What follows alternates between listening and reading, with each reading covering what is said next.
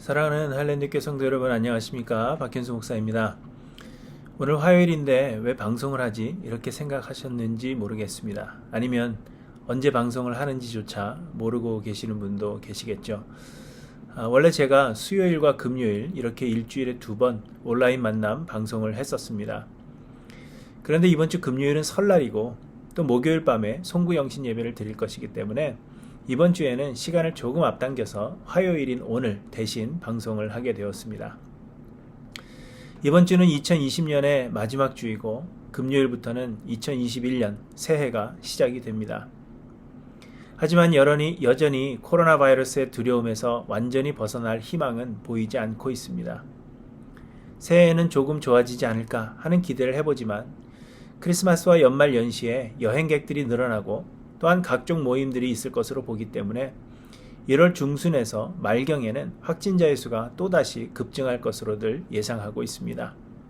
여러분 연말 연시에 특별히 주의하셔야 하겠습니다. 그래서 우리는 코로나 바이러스의 두려움에서 구원함을 받기를 소망하고 우리가 어떻게 하여야 이 어려움이 끝이 날까를 항상 고민합니다.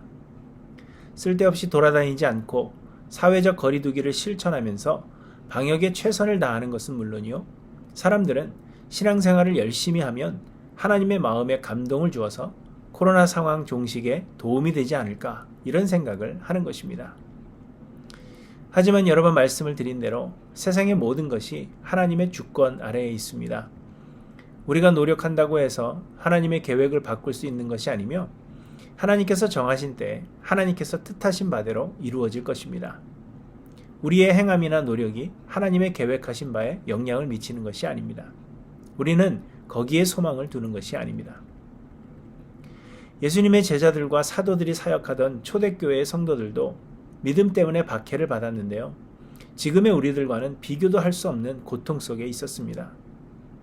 그들은 믿음 때문에 고문을 당하기도 하고 조롱과 채찍질을 당하고 옥에 갇히는 시련도 받았으며 돌로 치는 것과 톱으로 켜는 것과 시험과 칼로 죽임을 당하고 양과 염소의 가죽을 입고 유리하며 궁핍과 환난과 학대를 받고 광야와 산과 동굴과 토굴에 유리하였다고 말씀하십니다. 그래서 하나님은 고통 중에 있는 성도들을 위로하며 그들에게 인내할 힘을 주시고자 사도 요한을 통하여 요한계시록을 기록하게 하셨습니다. 하지만 하나님은 이 고통을 빨리 끝장내는 방법이라든지 고통을 벗어나는 방법 등을 말씀하시는 것이 아닙니다. 이 요한계시록은 쉽게 해석하기 힘든 어려운 책이지만 요한계시록의 핵심은 모든 것이 하나님의 주권과 하나님의 계획 가운데 있다는 것을 말씀하시는 것입니다. 우리의 노력이 결과를 만들어내는 것이 아니라 하나님의 계획하신 바를 이루시는 것임을 말씀하시는 것입니다. 그런데 그런 가운데서도 하나님께서 택하신 자들은 하나님께서 끝까지 보호하시고 구원하실 것이요, 하나님을 경외하지 않는 악인들은 결국 패배하여 영원한 형벌을 받게 될 것임을 말씀하시는 것입니다. 그렇기 때문에 성도들은 흔들림이 없이 예수 그리스도를 믿는 믿음 안에 머물며 인내할 것을 말씀하시는 것입니다. 7장 3절에 보시면 또 봄에 다른 천사가 살아계신 하나님의 인을 가지고 해 돋는 데로부터 올라와서 땅과 바다를 해롭게 할 권세를 받은 네 천사를 향하여 큰 소리로 외쳐 이르되 우리가 우리 하나님의 종들의 이마에 인치기까지 땅이나 바다나 나무들을 해하지 말라 하더라, 이렇게 말씀하십니다. 그리고 14장 1절에도 보시면 또 내가 보니 보라, 어린 양이 시온산에 있고 그와 함께 14만 4천이 서 있는데 그들의 이마에는 어린 양의 이름과 그 아버지의 이름을 쓴 것이 있더라, 이렇게 말씀하십니다. 세상에는 하나님의 인치심을 받은 자들이 있는데 하나님은 그들을 끝까지 보호하시고 구원하신다는 것입니다. 그런데 13장에 보시면 하나님을 대적하는 한 짐승이 나타나는데 그가 모든 자, 곧 작은 자나 큰 자나 부자나 가난한 자나 자유인이나 종들에게 그 오른손에나 이마에 표를 받게 하고 누구든지 이 표를 가진 자 외에는 매매를 못하게 하니 이 표는 곧 짐승의 이름이나 그 이름의 수라. 지혜가 여기 있으니 총명한 자는 그 짐승의 수를 세어보라. 그것은 사람의 수니 그의 수는 666이니라. 이렇게 말씀하십니다. 곧 하나님의 인치심을 받는 사람이 있지만 반대로 하나님의 인치심이 아닌 짐승의 인침을 받는 자들도 있다는 것입니다. 하나님의 인치심을 받은 사람들은 하나님의 보호하심을 받고 구원함을 얻게 되겠지만 짐승의 인침을 받은 자들은 심판을 받고 영원한 형벌을 받게 되는 것입니다. 이 짐승의 수 666은 많은 의견들이 있었지만 쉽게 말하면 육체의 정욕을 따라 세상에 물든 사람들을 의미하는 것입니다. 이스라엘 사람들에게 7이라는 수는 완전수로서 7을 3번 사용하면 완전함의 강조가 되는 것입니다. 하지만 사탄은 하나님을 모방하고 예수 그리스도의 사역을 흉내내지만 사탄은 항상 부족한 6이라는 숫자로 표현할 수 있는 것입니다. 그래서 6이라는 숫자를 3번 사용하여 사탄은 항상 부족하고 또 부족하고 또 부족함을 강조하는 것입니다. 하나님의 인치심을 받지 못한 사람들은 이렇게 세상으로 대변되는 사탄의 인침을 받아 육체의 정욕을 따라 세상에 물들어 세상을 사랑하는 사람들이라는 것입니다. 그러나 반대로 하나님의 인치심을 받은 자들은 14장 4절에 보시면 이 사람들은 여자와 더불어 더럽히지 아니하고 순결한 자라 어린 양이 어디로 인도하든지 따라가는 자며 사람 가운데에서 속량함을 받아 처음 익은 열매로 하나님과 어린 양에게 속한 자들이니 그 입에 거짓말이 없고 흠이 없는 자들이더라. 이렇게 말씀하십니다. 초대교회 성도들은 많은 핍박을 받았지만 이도 역시 하나님의 주권과 계획 가운데 있다는 것입니다. 그렇기 때문에 언제 이 고통이 끝날까? 어떻게 해야 이 고통이 끝이 날까? 이것을 고민할 것이 아니라 나는 어떤 인치심을 받았는가? 이것을 고민해야 한다는 것입니다.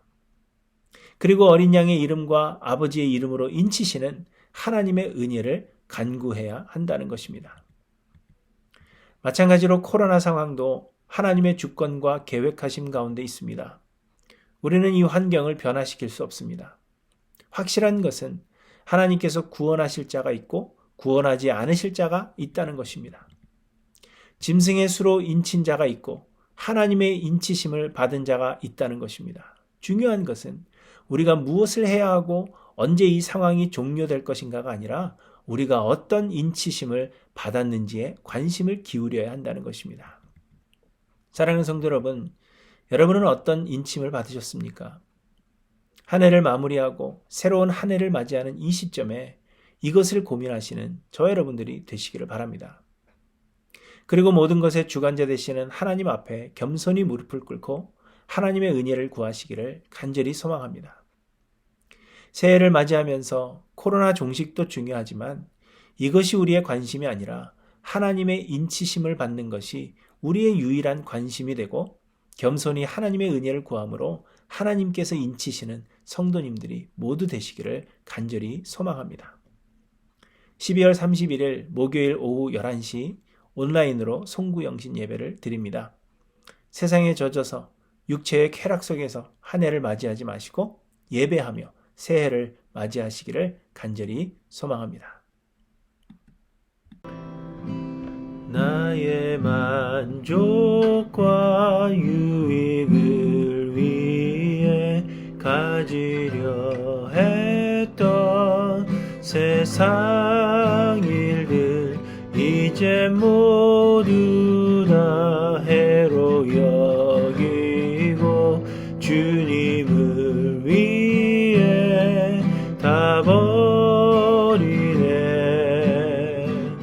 내 안에 가장 귀한 것 주님을 알미라.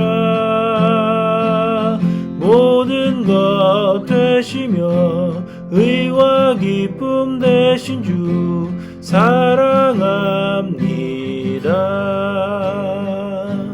부활의 능력 체험하면서 주의 고난에 동참하고 주의 죽으심 본을 받아서 그의 생명에 참여하네. 내 안에 가자. 귀한 것 주님을 알미라. 모든 것 되시며 의와 기쁨 되신 주 사랑합니다. 내 안에 가자. 귀한 것 주님을 알미라. 모든 것 되시며 의와 기쁨 되신 주 사랑